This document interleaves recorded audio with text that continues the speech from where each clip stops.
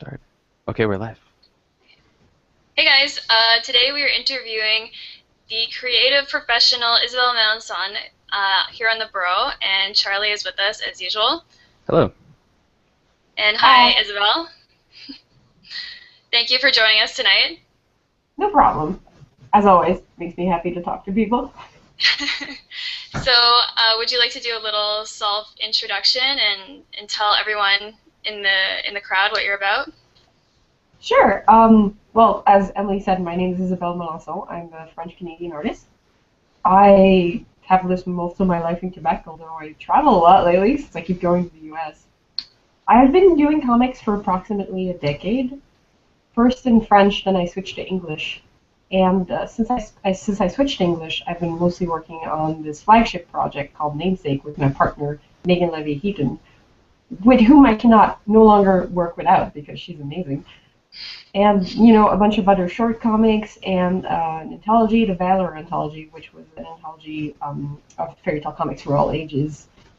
That was incredibly successful on Kickstarter, which is great. And as a professional, I've always done administrative work, but it's gotten really interesting lately because for a bit less than a year, I've been doing administrative work for the webcomic publisher, digital publisher Hiveworks.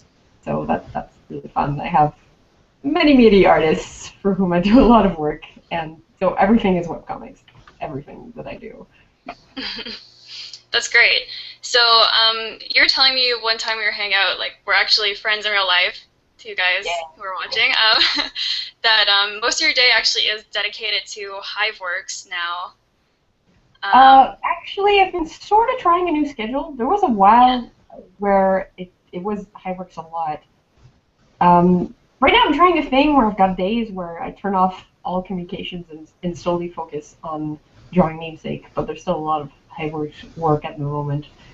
Right now, a lot of my days are dedicated to it simply because we don't have that much staff currently. We have a very small crew of people who are extremely dedicated and extremely talented because we do the work of like 5 people. And we do it well. Yeah. So right now, the work is a bit piling on because we're still sort of like dealing with the fact that we have so much work and that we're not that many. But we all see it as a good thing because the fact that we have all this work is just the symbol that Highworks is doing so well. That the artists they're being more open about their needs. They're being more open about what they'd like us to do to improve Highworks. So it's all great news. I love that I have work because it means that it's working. Yeah. Can you give us a little bit of background on what Hiveworks is, what it is you do? One of our commenters is wondering about that. Oh, sure, of course. Highworks is essentially a publisher, but online. So it does a lot of the work that a publisher does, which is, in short, to grow an artist's readership. Like publishers publish series, but their job is to make the series be popular and be read and be distributed. So that's what we do. We help webcomic creators uh, distribute the webcomic, we advertise them, we help them collect ad revenue, we help them publish their books if they need help. Like some of them can handle stuff like Kickstarters on their own, of course, but some of them appreciate the extra help, so we help with that. We help with merch for people who need it too. We're just like a full-on online publisher service thing. And you guys And have been going. I'm sorry. Go ahead.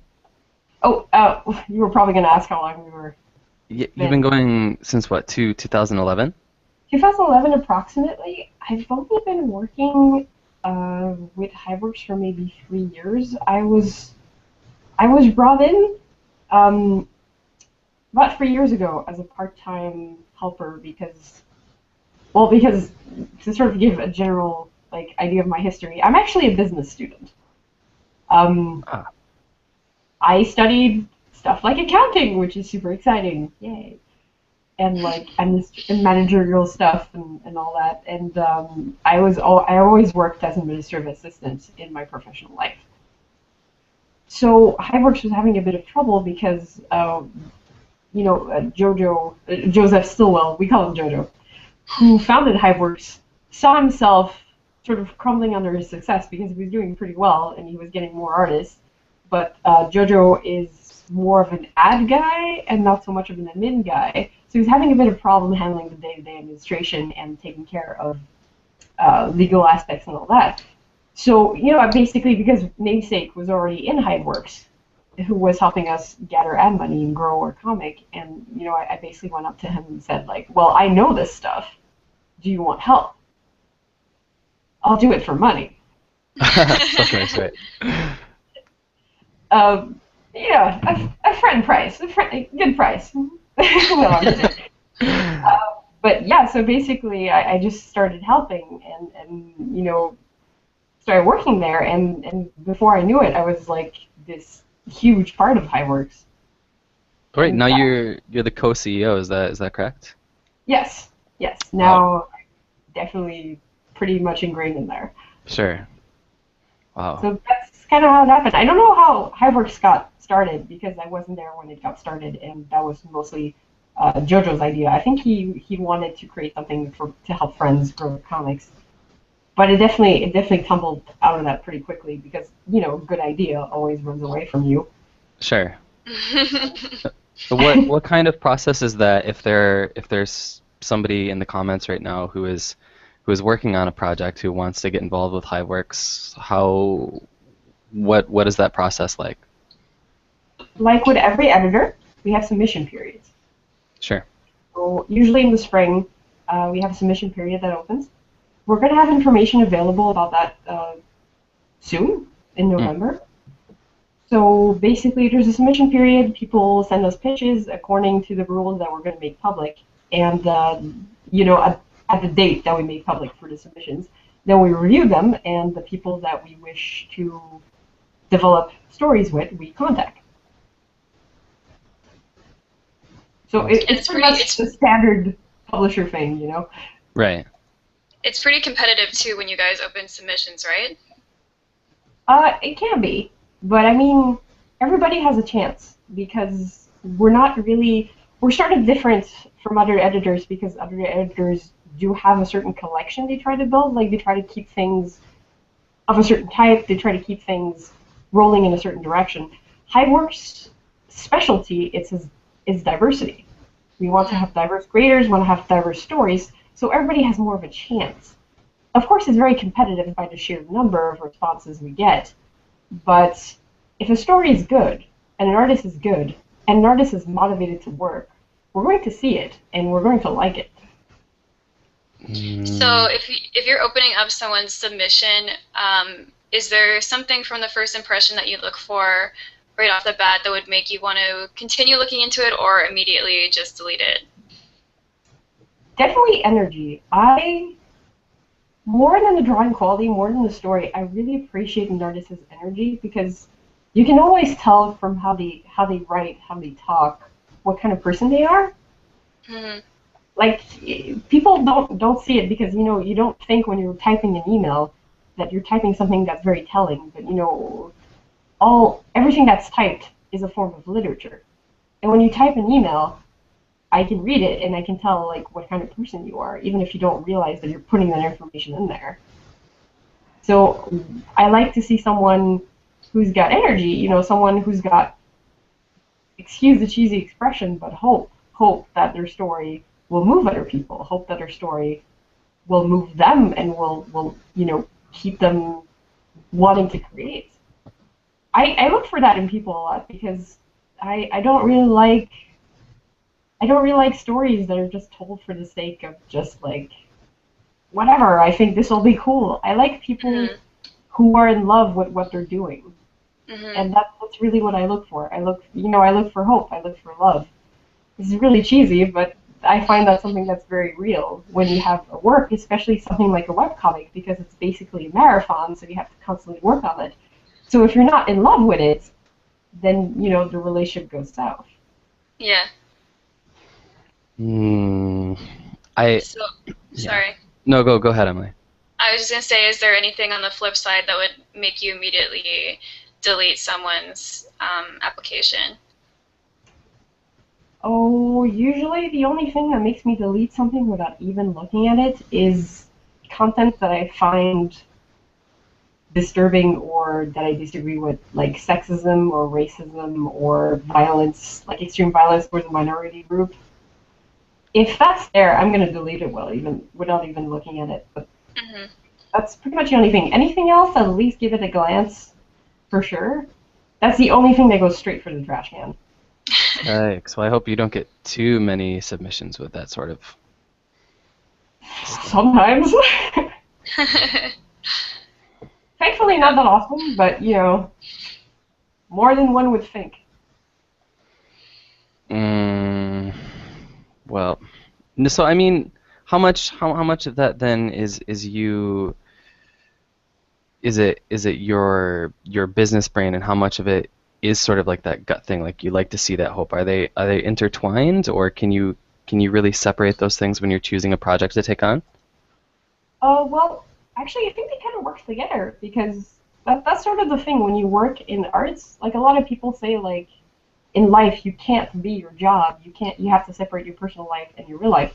Sure. But I think that's a problem when you're an artist and you're not like working for a studio where you basically draw what they tell you to draw and animate what they tell you to animate. When you're working on something that's very personal, or you're even working for an editor, because if you're working for an editor, all those projects they sort of become your babies too.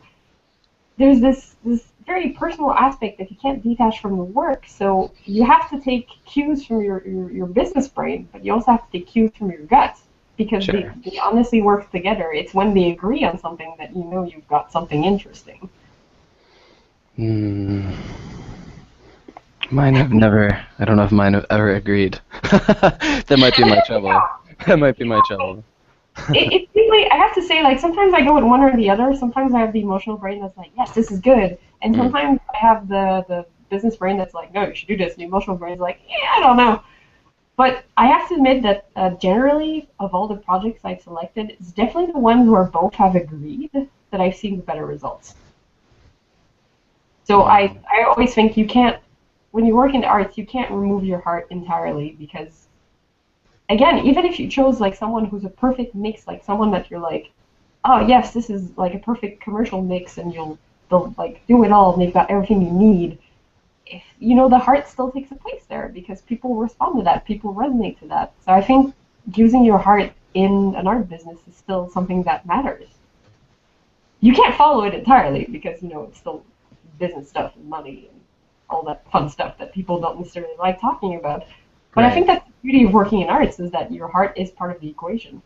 Now, was that something that was difficult for you to learn though? Because I think, at least in the beginning, people think like of their art as like sort of like this inviolable thing, right?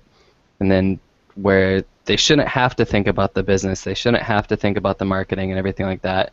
That the work should just sort of speak for itself, and it's this sort of. I mean, it's super naive, of course, but I mean, was that a difficult lesson for you to learn? Not for me. I've always been very divided. I've always had my emotional side and my business side, and there are almost two people in my head having a discussion. So taking critique and imposing critique and talking to people has always been something that has come very naturally to me. Hmm. And honestly, I think it's great. Like, I'm so happy that this is apparently a talent that I was given. I'm like, this is a blessing. Oh my god! But it's not something I have to develop, but something I definitely have to learn um, is not how to listen to both, but rather how to communicate both is what I needed to learn. Ah, Like learn to talk to people because, like you say, not everybody has the vision. Not everybody understands like the why and the what and why you're saying this and why you're doing that. Understand how to talk to people to get them to give you their best and talk to them to make them understand why certain elements are problematic. What I had to learn was really how to talk to people and to communicate with them the love that I have for the work and the belief and the elements I think that would improve the work. mm, Because talking to people can be hard, and I mean especially when it concerns art stuff because it hits close to the heart there. You're basically drowning their puppy. right, right. We have a commenter asking if you could elaborate a little bit on what you said about violence and submissions. I'm not sure if there's a misunderstanding, but basically, if you won't take a submission because it's overly violent, Is it just the specific kind of violence that you Well, mentioned, or? more like gratuitous violence in the sense Hmm. that like if you're doing a story like if your story is basically Sin City, then okay, your story starts to follow that. If you have superheroes, then obviously you're gonna punch each other. Sure. I mean, if you have a zombie story, then obviously there's gonna be gory parts. It's more like if your introduction is a girl getting raped for no reason, and then we pass on to something completely unrelated, Right. that seems gratuitous. Like I don't mind violence, I don't mind sexy, but you gotta give me the context for it, right? Right. Mhm. Has to serve the story.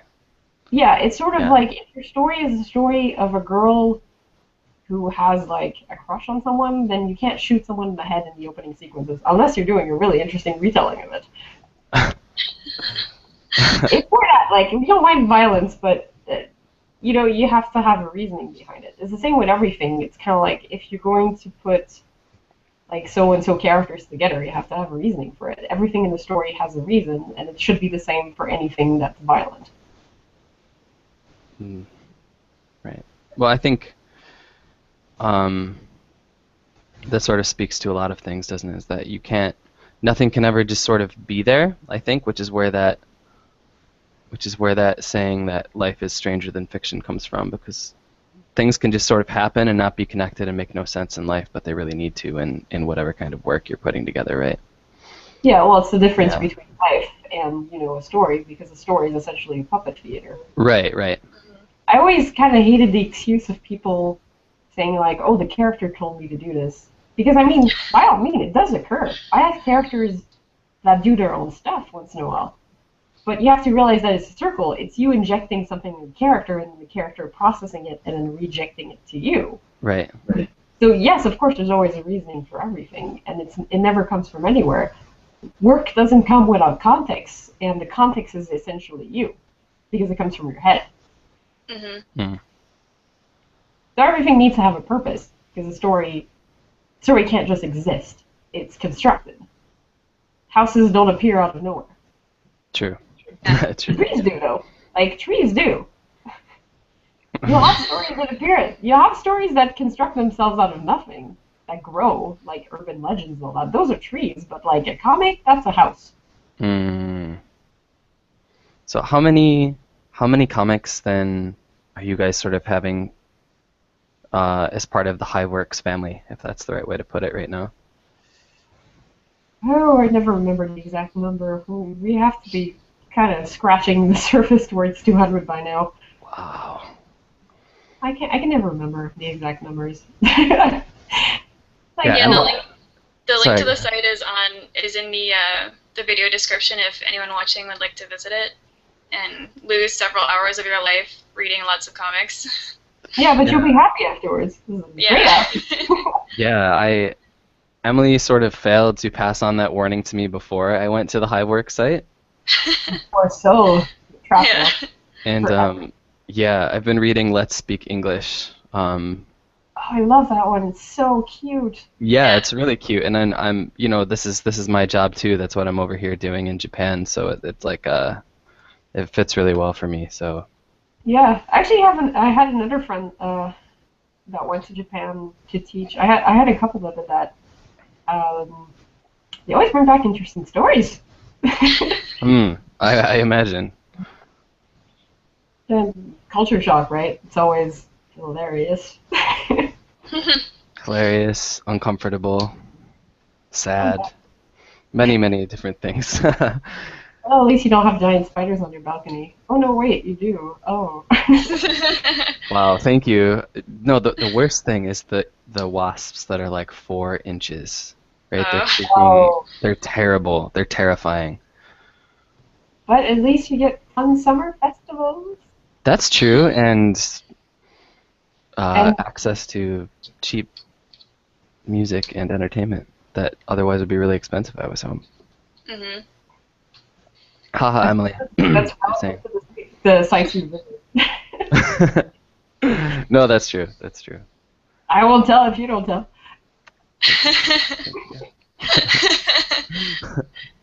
Okay, so kind of moving away from the Hiveworks stuff, actually you've answered a bunch of my questions already, but So you went to school for business.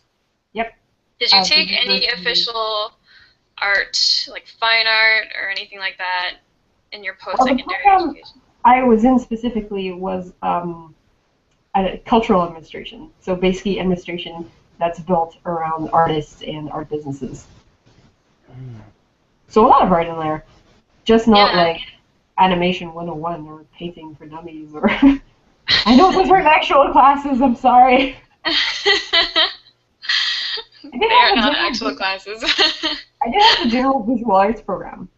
Yeah. But Those are actual classes at American universities, actually. So, Art for Dummies USA. yep. no. Much funny. Sorry, America. But I was in the general visual arts program, which is an interesting program. At least I found interesting. Other people didn't agree. The one in the University of Ottawa. What I liked about it is that it was pretty much a general program, and it wasn't about teaching you the technique of stuff. It was about teaching you how to basically create yourself and think and all that stuff. Of course, there was technical classes, but I had the administration classes too, so I didn't have much of them. What I liked about it is that it sort of accumulated in an exhibit. Like the students had to organize, finance, and curate an exhibit. So obviously when we got to year 4 and they're like, who volunteers to like curate this motherfucker? I'm like, yeah, sign me up. That's so So you. I actually did a lot of the administrative duties with actually, funny enough, 200 Isabels. It was like Wow. this trifecta of Isabels was basically the thinking heads of this. I was about to ask you what a group of Isabels is called, but trifecta's okay, I guess. Yeah, well, there's only 3 of us. When you get a 4th, then now you have to name it something. But it led to pretty funny moments because people were like, "Oh, what should we do for this?" I don't know. Just ask one of the Isabels. Just find one. And it was a redheaded blonde and a black-haired one, so it was like perfect. That's so weird. I don't think I've ever met another Isabelle in my life. Well, it's a very common French name. Oh, okay. Whenever I meet English people or Americans, they're like, "Oh, your name is so rare and beautiful." And I'm like, "Yeah, sure, okay." It's the same with Melançon. They're like, "Oh, it's so melodious and rare," and I'm like, "Yeah, okay, whatever you say."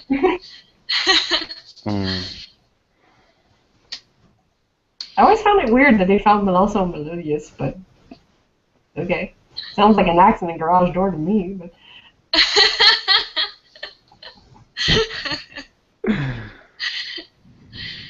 Whatever. French is just such a rare creature outside of Quebec and Ontario, so yeah, just use it to your advantage and be fancy everywhere else. That's true. Well, That is advantage definitely that what I people have. think. I make everybody want to learn French. They meet me and then they're like, "I really should have tried harder to learn it." And I'm like, "Yeah, you should have." You can read all these awesome comics, like all the French comics that come out. These beautiful hardcover, full color masterpieces Yeah, that can we everybody just wants. talk about that for 1 minute? How the French get all these amazing comics and they never make it into English, or they're printed for like 5 minutes in English and then we never see them again. Like, you guys had the original Sailor Moon manga back in the day in Quebec, and it was Back super when they great. were actually printing it in Japan at the Yeah. same time. No, we have a lot of manga that gets translated to French. Like you guys just got Princess Jellyfish, which, by the way, Princess Jellyfish is the best. Everybody should read it. Now that it's coming out in English, please read it. But we had that one for years, and Oh, there's a lot of comic production in French, and a lot of people yeah. that love it because the art is so beautiful and creative, Mhm. and full color. And a lot of people post like extracts of it on Tumblr, and they go like, "Wow!" And it's just this thing that's so unattainable for so many people. I actually grew up mostly on it. I learned English very late in life. Actually, when I was going to the university, because I was in the bilingual program. And I was like, how hard can it be to do the bilingual program? I understand English basically. I watch Buffy. I regretted this. Like 2 weeks in, I was like, oh dear God. They use words. Save me, someone. So I learned fast. Like when you're in a sink or swim environment, you acquire language skills really quickly. Mm-hmm. And I learned it for all sorts of reasons. I started hanging out with people who would only speak English, and classes only in English, and papers that had to be done only in English. I was kind of like, oh my God. And I was going to university in part thanks to my mother's job, who was at a university, so I got a discount for there. But I also had this grant, and to keep the grant, I had to keep, my grades up a certain level. So I was like, oh no, is this English thing? Am I going to dip because of this? What's happening? Mm-hmm. It was pretty stressful, but in the end, I learned English, and over the years, I think I developed pretty good English. So now I can read comics in both languages. So it's pretty awesome for me. Yeah. So, slightly different topic. At what point then, at what point did Namesake sort of become like a kernel in your mind? Namesake was actually sort of born oddly.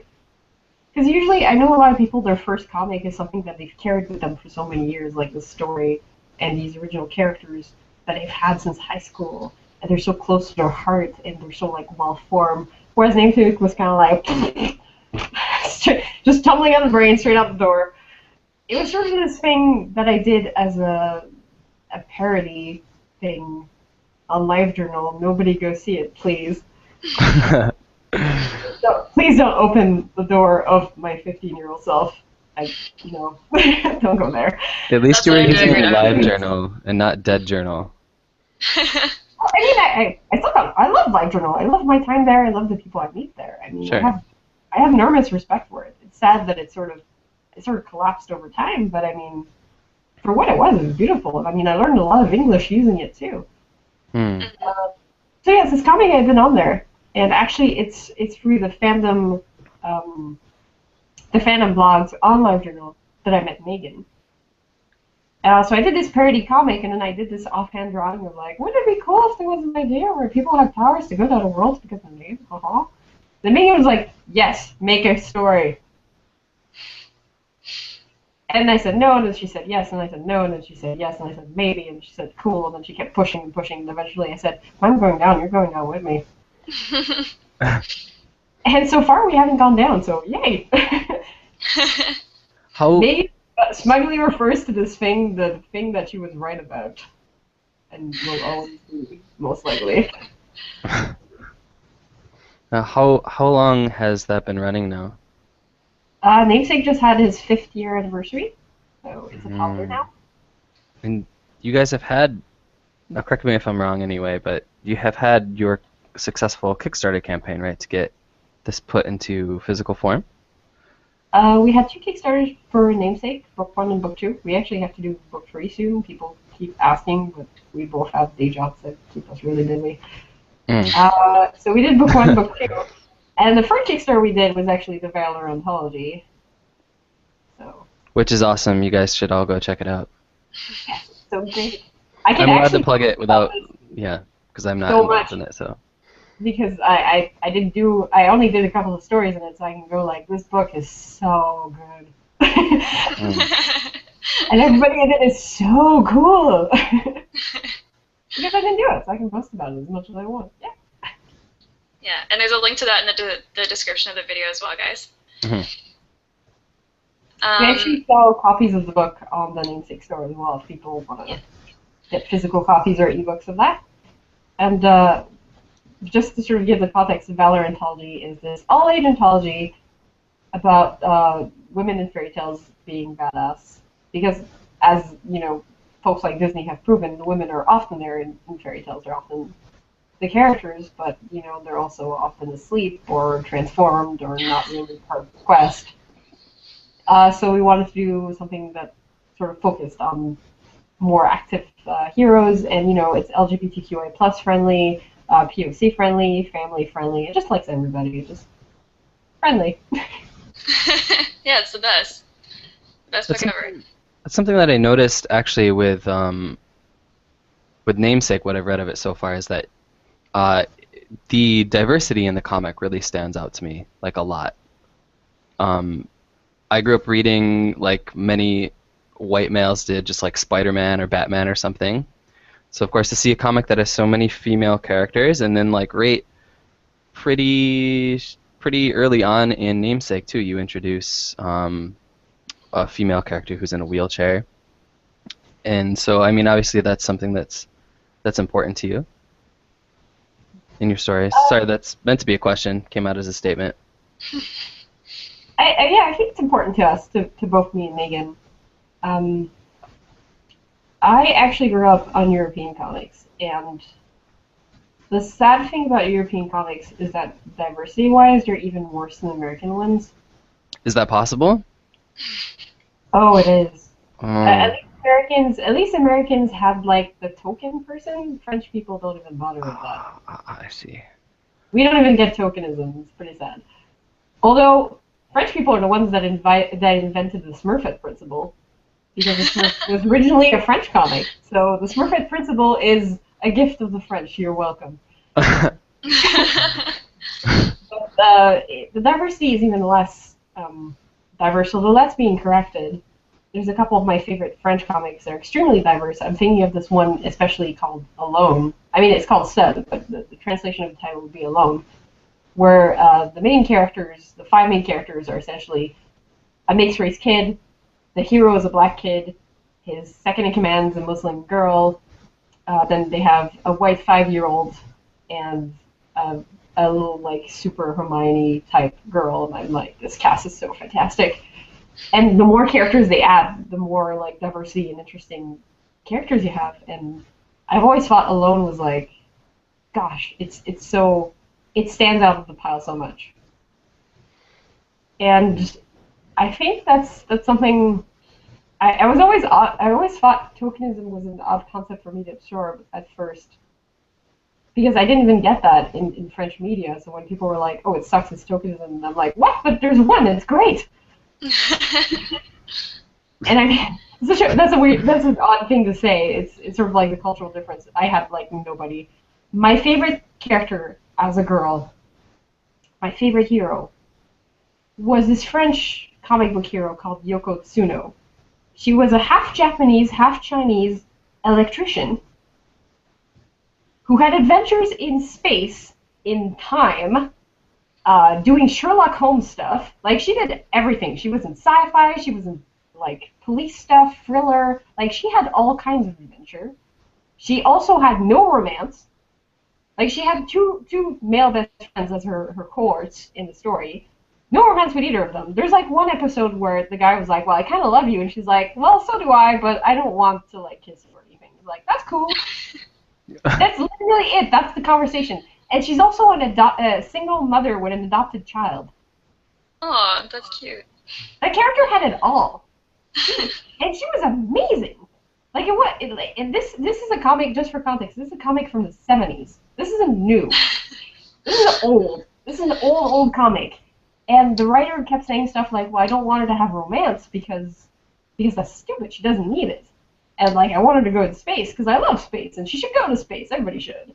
Like, the writer would always say stuff like that, and I was just like, gosh, you're so cool. And so is your character. And it was this one character that just fascinated me. And I mean, as a kid, I didn't go like, oh, it's because there's diversity, blah, blah, blah. As a kid, it was just like, you're different, and I like that. And also, you go in space, and I'm down for that because I really like Jedi. As a kid, I really wanted a female Jedi, so Yoko Tsuno kind of took that place for me. Mm. So it's just, I guess, I don't want to necessarily go in this huge speech of like, oh yes, diversity is so blah. I mean, obviously it's important. It's like, duh, for like a better word. It's the type of thing that you have to do because life is not homogeneous. Mm-hmm. And I mean, I guess it's always been important to me, but I never did put it into words like that as a kid. It was just like, I like different, and I like when it feels real. And, you know, it feels real when there's different in it, because life is about different people. Well put. That's true. So I don't know. I don't necessarily like going on this huge thing of like, yes, diversity is important. I'm so cool for doing it because that's bull crap. I don't get a gold star for doing it. I just do it. That's what should be done. So, okay, I'm just gonna change tack a bit, but what has it been like for you to work with Megan, who is your writer on Namesake and you're the artist? I'm guessing you worked on your own stuff before that. Like, I have one of your earlier books that was just by you. So what's it been like to work with a partner? Well, it's sort of like I find a lot of people are kind of worried about working with a writer because your art is very personal, and it's true that when you add another person in the mix, it can be kind of explosive. But if you get the right person, like if you find someone that mixes with you so well and just understands you and just contributes so much to your work, it's the best. It really is. Like, if I had to describe my partnership with Megan, I have to say, like, it's like having this muse. Because, you know, a muse is sort of someone imaginary you can talk to and go like, hey, what do you think about this? And then the muse goes like, no, that idea is garbage. or, you know, no, that's great, you should totally do that. Or, you know, slip in some extra ones. But it's sort of like, if I had to describe Megan, like, she's my muse. The fact that she's there, the fact that she works with me, this constant delightful input, this constant delightful exchange, is just awesome. It's like getting cake every day. You guys kind of have like a symbiotic relationship too. Like you really collaborate. It's not just like Megan is sitting over in her house like writing, and then you are sitting in your place drawing. Like you guys kind of co-write and exchange ideas. It's not like she's your boss or anything like that. Or vice versa. Yeah, it's very collaborative, and you know that's how I like it. I really don't like being told what to do, and neither does Megan. We just like working as a team, and even the way we work sort of represents that, because how it works is that we have a meeting to discuss the contents of a chapter. We go like, yeah, this is the stuff that's going to happen. We sort of make a list, you know, reject stuff, put stuff back in, remove, you know, move. So we just do all that, and then we go, okay, we're good. Then Megan writes these little segments. Like, she doesn't write the entire chapter in one bound. She usually writes a segment, then I draw it. Sometimes she'll even skip segments and just let me handle them. Like, if it's more action-based or something, she'll just sort of leave it to me. So then once the pages sketch, and again, the pages I don't do like the entire segment. I usually do batches of 3 or 4, and then I send it back to her. She approves the sketch. Then I ink it. Then we have a flatter now. Yay! So then I send it to the flatter. The flatter sends it back to me. I do the shading. Then yeah, someone who colors, for you guys who don't know. they put down the basic colors. Flatting is the first color layer, except in the case of Namesake, it's the only color layer, because we don't really, the coloring is very, very simple. It's usually, you know, lines, flat colors, shading. That's all there is. Fancy.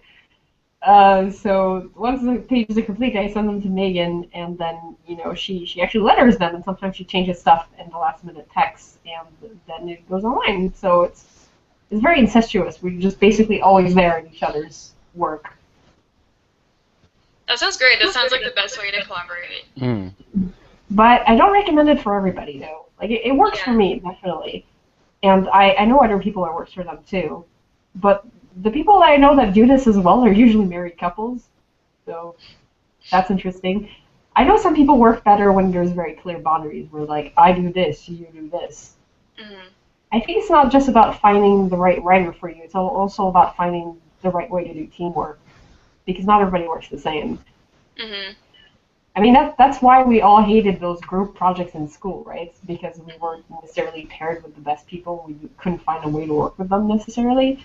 If you want to work with a writer, you got to do that. You got to figure out who they are. You got to figure out how they work, how you want to work with them, if you want to work with them.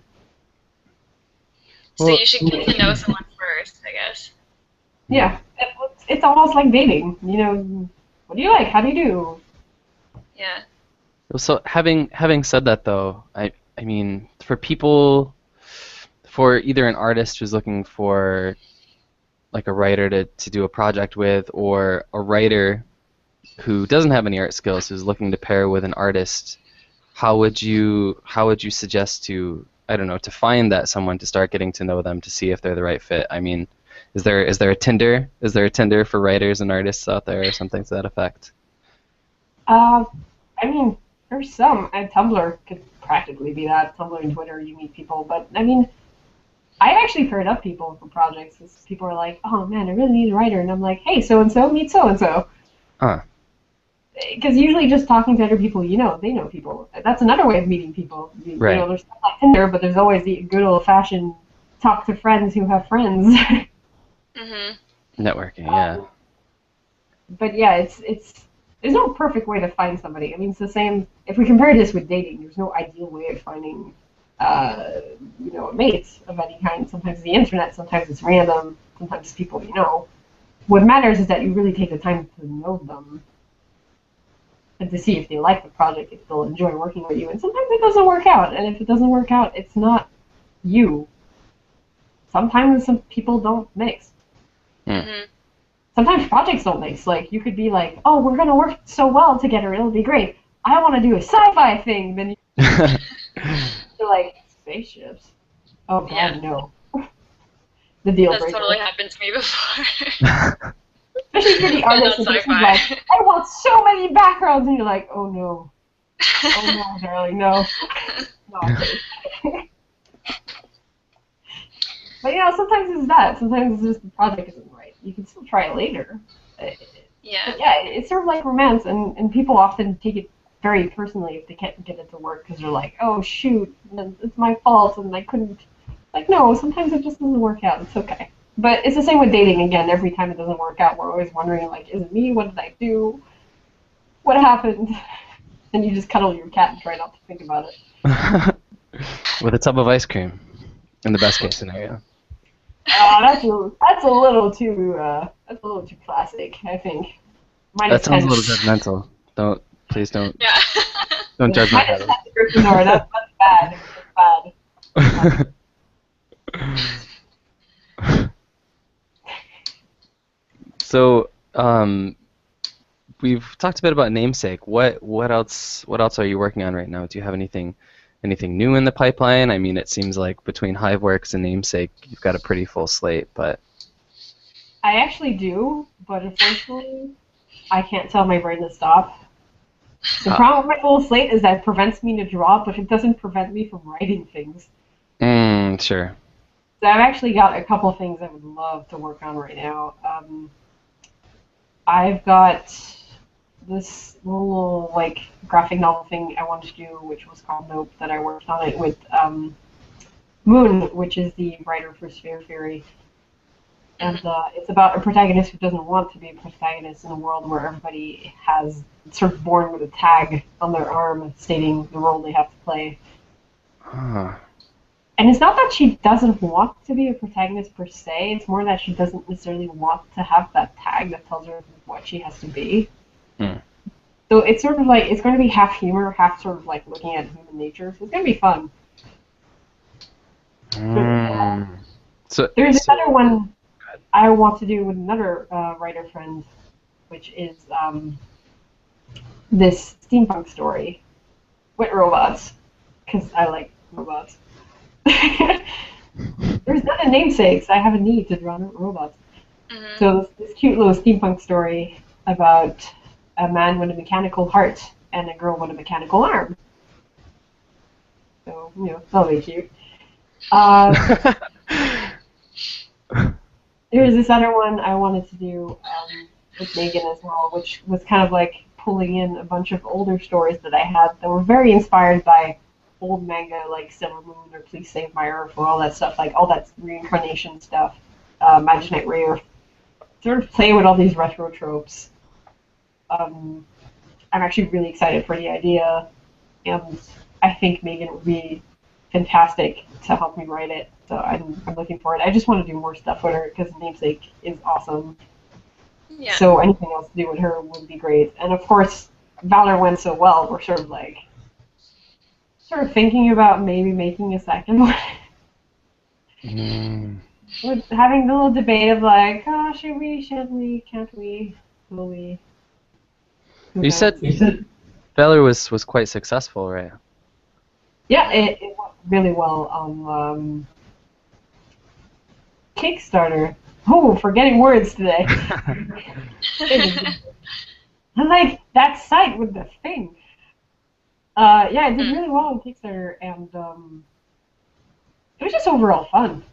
I mean, it's such a lovely project in the idea. It's so simple, but so like magical. You can just every writer that contributed, you can just feel them and their stories, and you can feel the affection they have for fairy tales and for retellings, and just the pure delectable joy of working with these people and working on these stories was so enjoyable. It was just a fun project. And Emily's blushing because she's part of it. Indeed.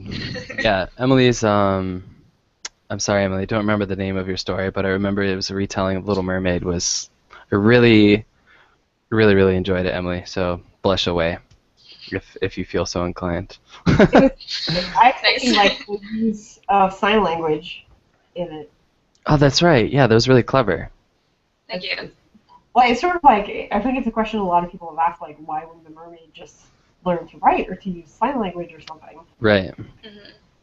I mean, I think in the original fairy tale, the idea is that she didn't get enough time to acquire the knowledge that would allow her to actually communicate with people. Sure. Yeah. But you know, Anderson, he was a fun guy. Fun times with Anderson, you know, not at all depressed in any way. Of course not. Yeah, I read the original fairy tale as, my research for that story, and the ending was so shocking.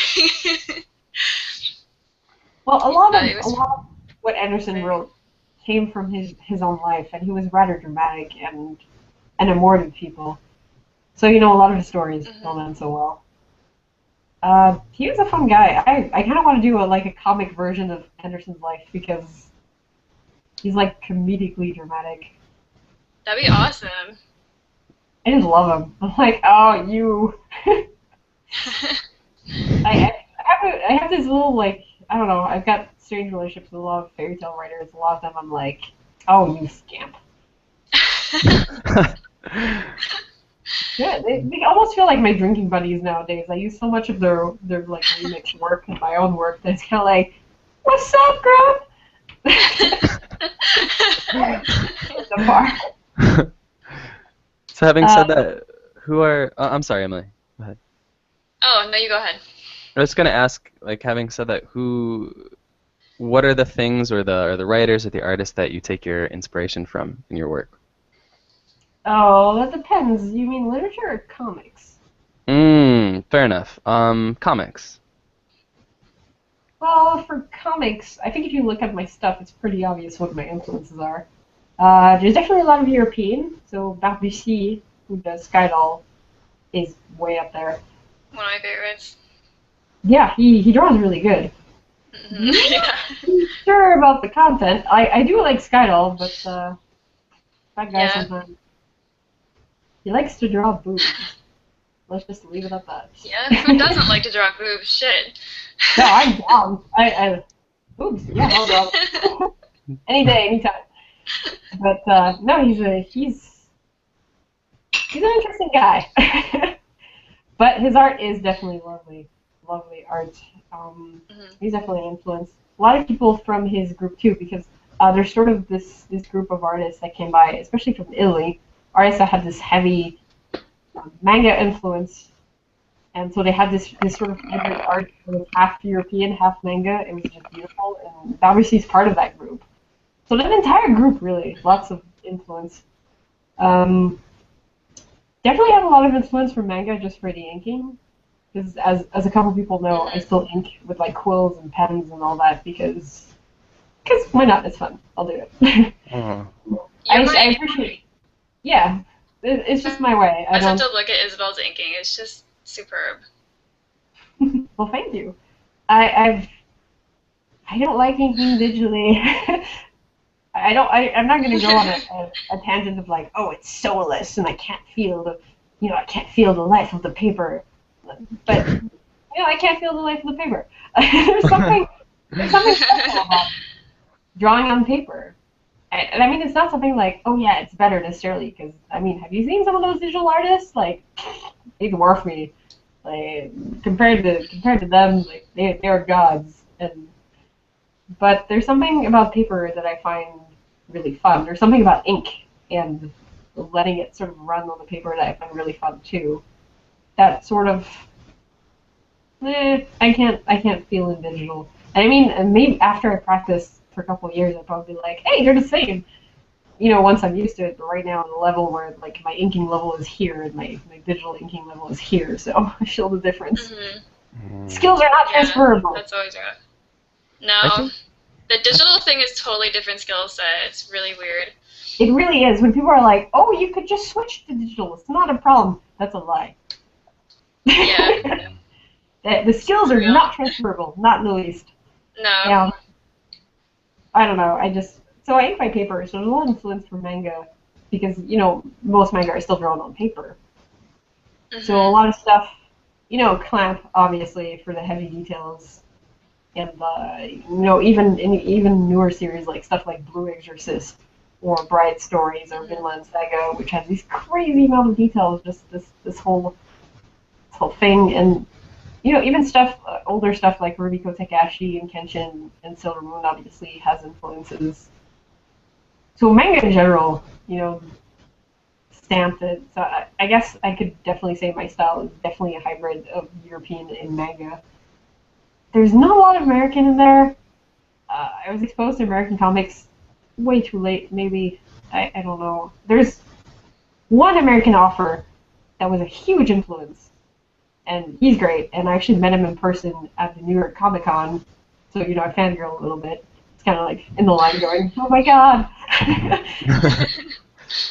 So, it's Terry Moore, the author of such gems like Strangers in Paradise, which is a bit dated. Strangers in Paradise is an LGBTQA plus heavy story about a girl in love with another girl entangled with the mob. Mm. So it's strange, it's funny, it's different, it's published in non-chronological order. It's definitely different. I mean, it's a little dated. Like, I reread it lately, and you can definitely tell it's pulling on the 90s pretty hard. But it stays very unique, and I think what I like the most about it is the dialogue and the expressions and the characters, which are super unique, and actually I find this would be a perfect reading for anybody who works in webcomics, because it's definitely got that webcomic-y feel to it. Mm-hmm. Because the conversations are so... Like, Terry Moore, especially with Strangers in Paradise, you can feel him getting tighter with newer works. Like, you can feel that he plans them more, but Strangers in Paradise, I get the feeling that he was kind of inventing as he went, and it's sort of, you can sort of feel it. So it's got this little webcomic-y feel that he has an ending in mind, but he's not exactly sure how he's going to get it, and he wants to put a lot of, of everyday stuff in there, and he wants to put a lot of, like, spontaneity in there, and you can feel it, and it's so special, it's so different, and it just really hit me when I read it. So I think it's a really interesting read for anybody who works in webcomics, because it almost feels like the blueprints. Mm-hmm. That sounds really good for sure. So I like it, and his new series, Echo, and darn it, what's the other one? Rachel Rising. So Echo is actually a sci-fi story about a girl who absorbs a radioactive armor, so it's kind of like superhero-y a little bit. It's really interesting.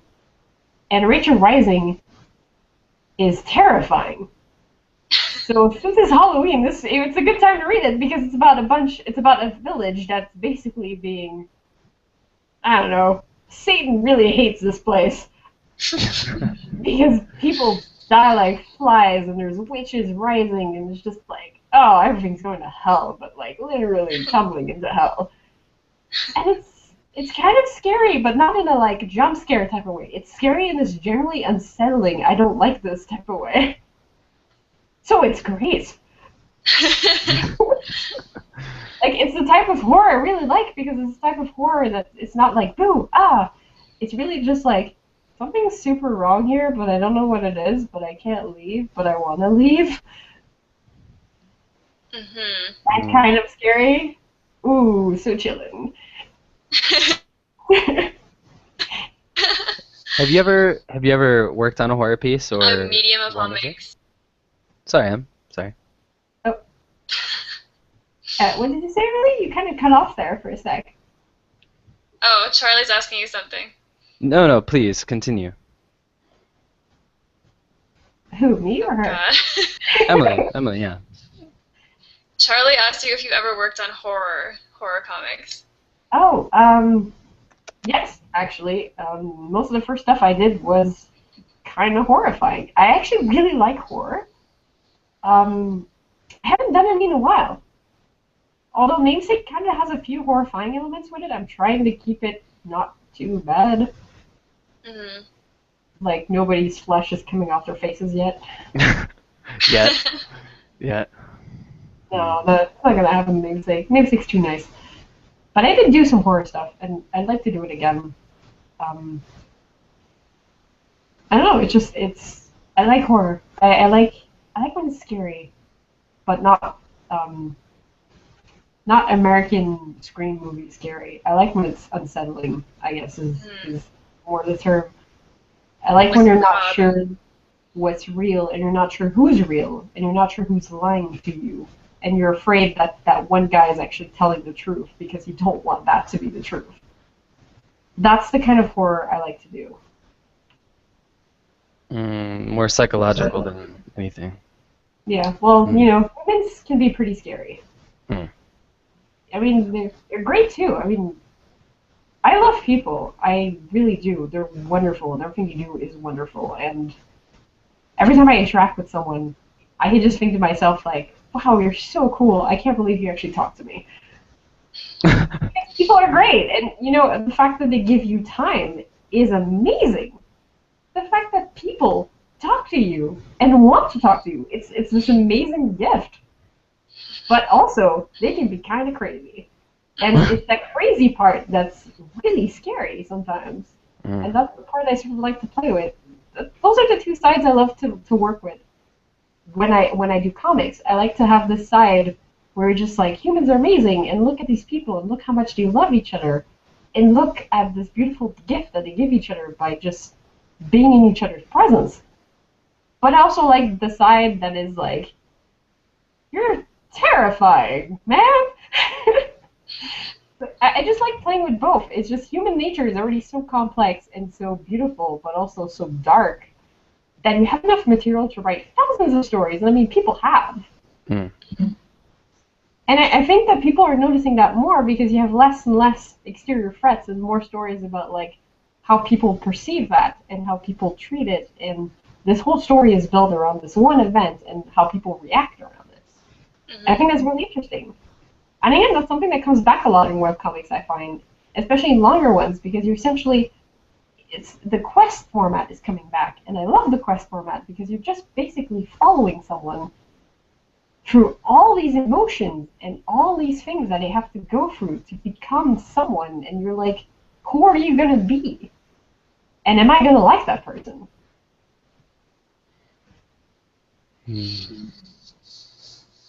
Okay, so where do you see this medium of comic and web comics going? Like, it seems that everyone thinks that print is going to die out, but you've printed a lot of books, and a lot of people will buy the book after they've seen it online. Well, when I think about print, I kind of think about painting. Like, I don't know if you guys have studied the history of the art a lot, but people have been saying that painting was dying since the 14th century. And, people still paint.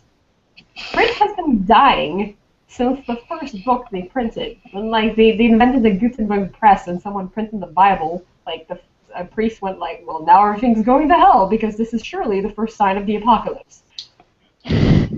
Because someone printed a Bible, they were like, well, fuck it. Pack it in. The world is over. So, print has been pretty much marked as dead since the first book ever printed. So I do think there's a decline in the economical status of it. Like, it would be foolish to dilute ourselves into thinking that print is doing super well. Because, you do have big studios that have problems. You do have big studios getting bought by bigger studios so they can survive. Let's think about Disney eating up Marvel. But it's never going to disappear entirely. And if anything, what's going to happen is that it's going to diversify. Because before, how print existed is that you sent something to some guy printed it, and then distributed it. That was it. That was the only system how it worked. But now you have Kickstarters. You have people who can print stuff themselves. And I mean, people could always print stuff themselves at university presses and all that stuff. But now they have this power they didn't have before. So I don't think printing is dying. I think the old system is dying. We're sort of in this period of time where people have to adapt, and if they want something to continue, they have to adapt to the new mediums, they have to adapt to the new artists, and they also have to adapt to new spectators, because people don't want the same thing that they used to. Because now you have so many people, again, at the beginning of the conversation, we were talking about diversity in comics, and how so many people nowadays are like, you know what, I want that. That is cool. And it's sort of like this collective awakening that we're having, and I mean, it's this desire that we've all had, but that now we can put into words that, like, I don't want to read this, I want to read this. And it's just, they have to evolve, and I mean, they being a very collective they, I'm not thinking about any company specifically, because I can see all these companies working to evolve, so I don't know who's going to fall, I don't know who's going to stay. But I think that's just it. We're in a time where we have to evolve because everything is moving so fast, and artists now have this incredible power that they've always had, but never before had such an ease into applying it. And I don't know where it's going. I honestly can't predict the future at this point because there's too many variables. The future is too many variables. Can't tell what's going on. But I'm excited. Like, I really want to see where this is going. And I hope it surprises me. Because I love surprises.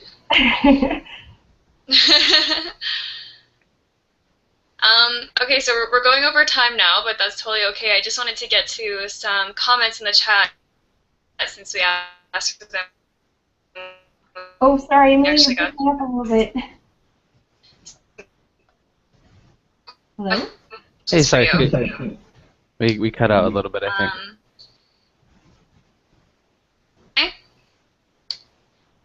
think. Emily, you're stuttering a little bit, sadly. Yeah, she's making a little meow noise. Maybe it sounds like it's better now. Yeah, go for it. Is it okay? Yeah. Yeah. It's okay? Okay. Let's do some questions. Okay, so Shadow Lilium asked, how did you first start in your career as a storyteller? Oh, if you want the absolute beginning, like the absolute beginning, I was a kid, and sure.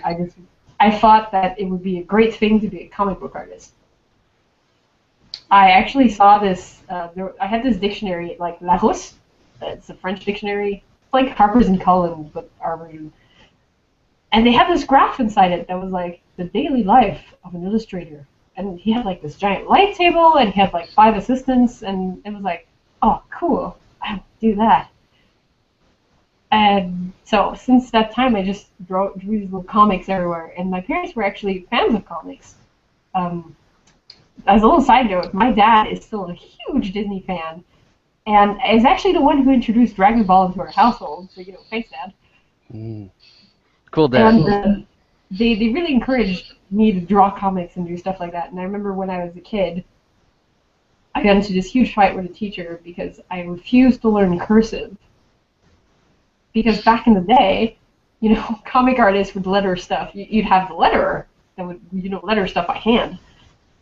At least that's what comics like Gaston Lagaffe were imparting on me as knowledge. I was like, I can't learn cursive. That's going to ruin my career. 10 Like I'm a 10-year-old that's completely appalled that this teacher's trying to get me to learn cursive because doesn't she know it's going to ruin everything?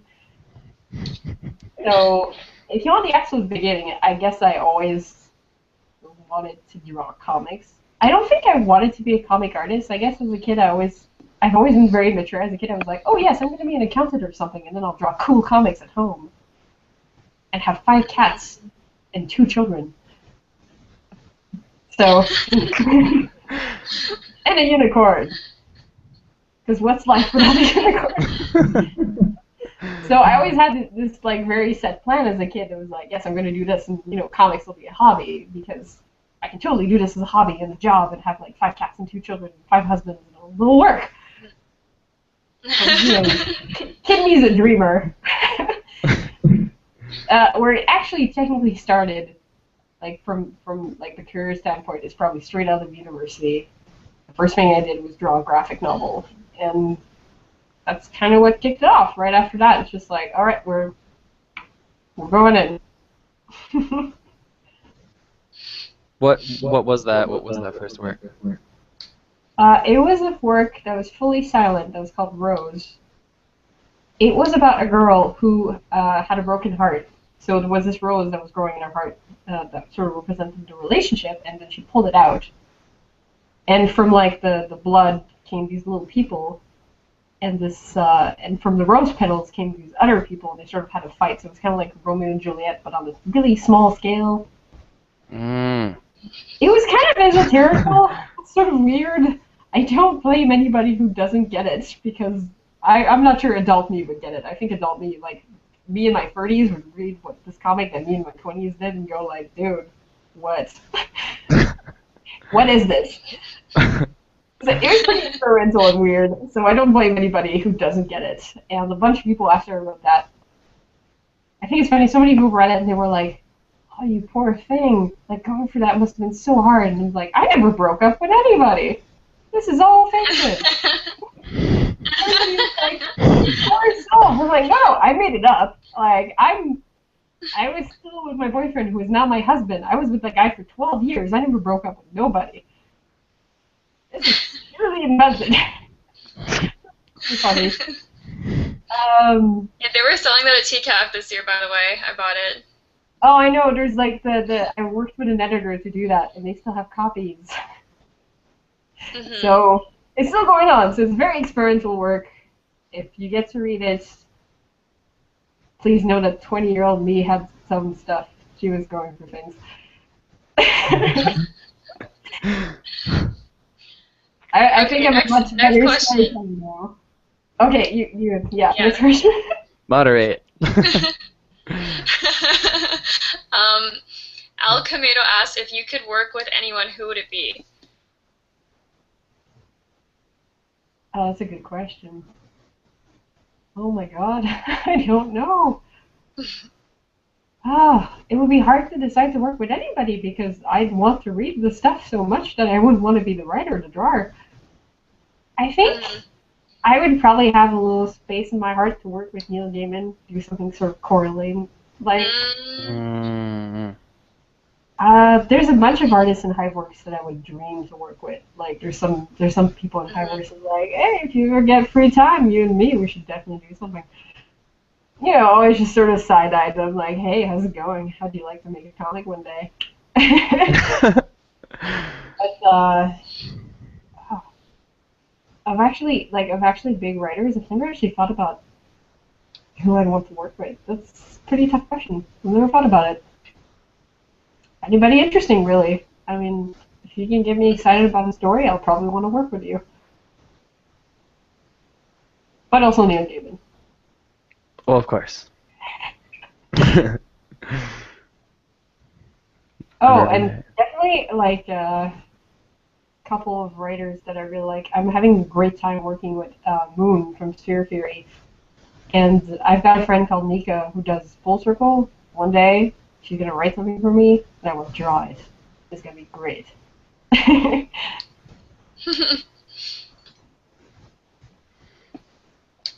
Any other questions? Looks like you answered the other couple questions that we got in the chat. Um, Something I want to know is who or which character do you relate to the most from Namesake? The one that's definitely the most like me is probably Warwick. He's like all the worst and all the best of me. He's really grumpy. I'm really grumpy. He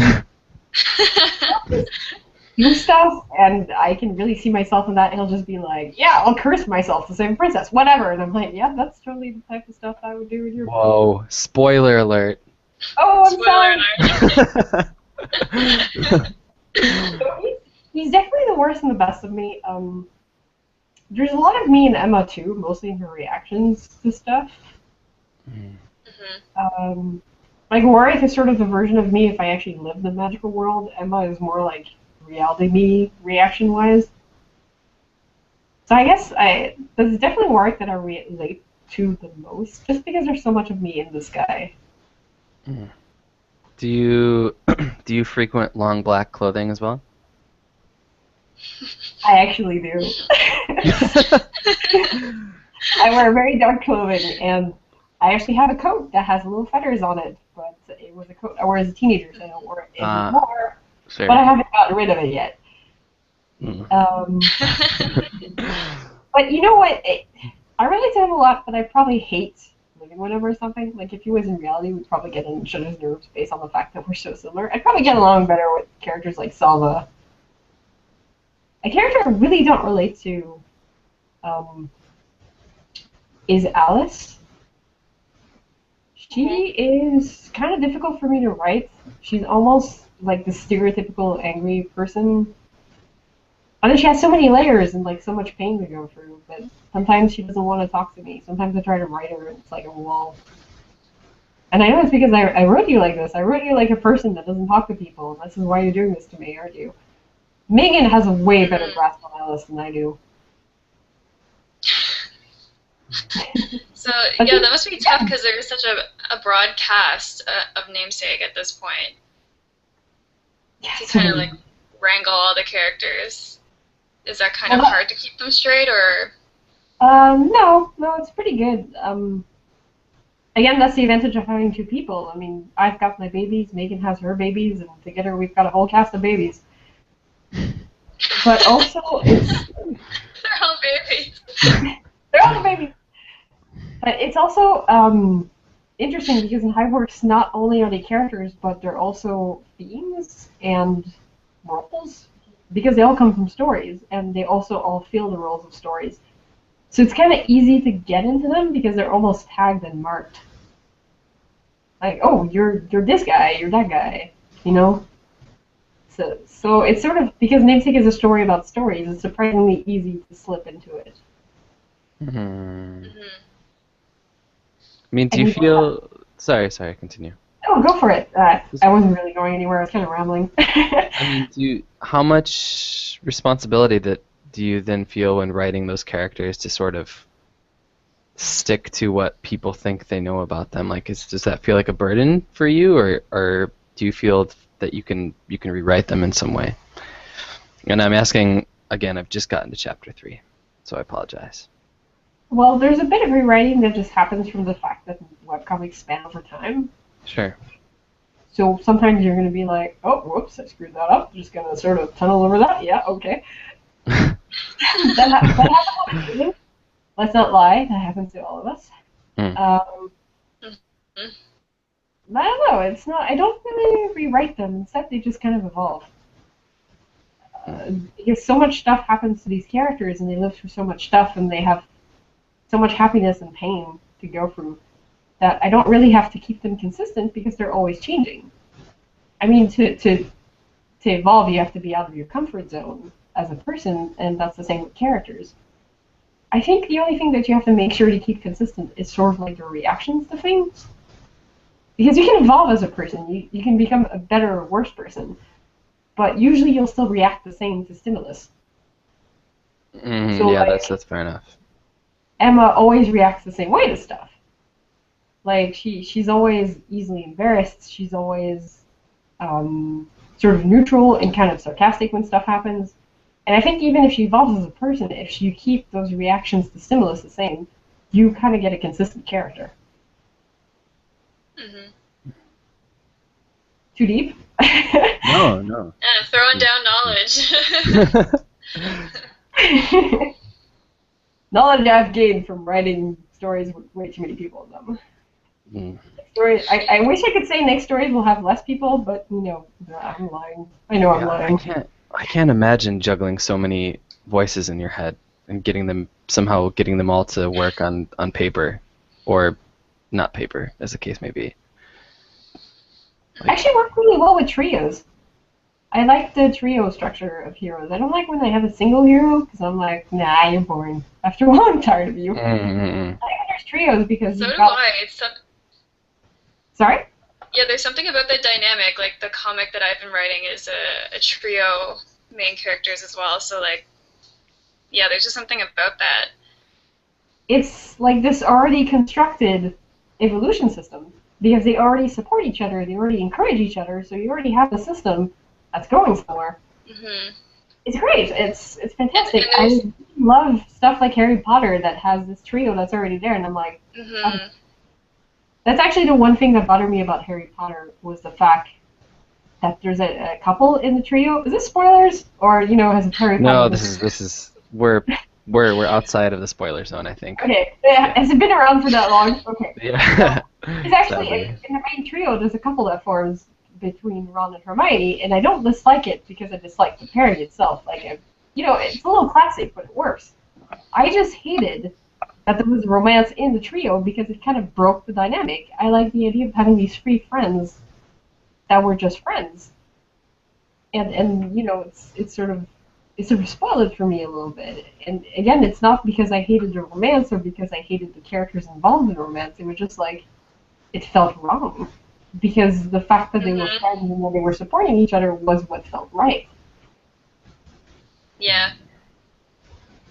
I think that's the danger of writing a trio and involving a couple in it. You have to make sure you have a trio structure that can support it, because if they start out as free friends, you're always gonna feel a little bitter about it.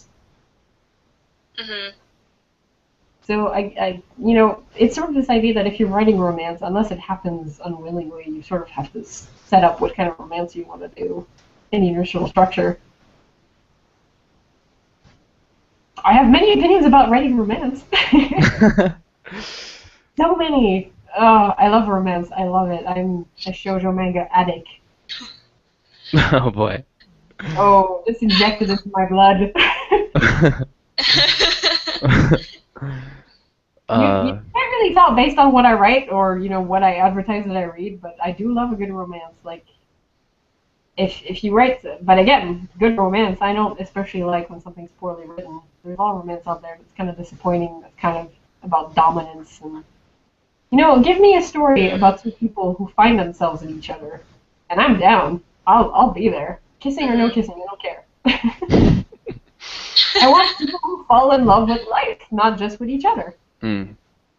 Mm-hmm. That's beautiful romance. Just beautiful.